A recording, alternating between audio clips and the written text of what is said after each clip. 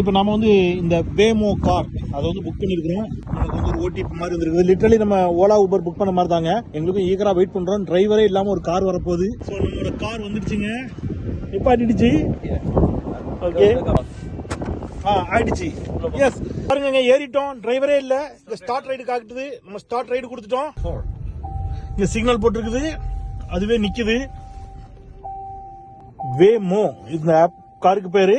நீண்ட பல நாட்களாக இது வந்து ட்ரையல் பார்த்து கடந்த ஜூன் மாதத்திலிருந்து பயன்பாட்டுக்கு வந்திருக்கிறது. இதுல என்ன அப்படின்னு கேட்டீங்கன்னா, ஒரு அபாயம் இருக்குது. ஓட்டுநர்களுக்கெல்லாம் வேலை வாய்ப்பு குறையும்.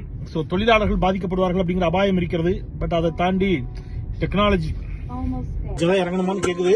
ஓகே அப்படின்னு சொல்லிட்டு நம்ம வந்து இறங்க போறோம்.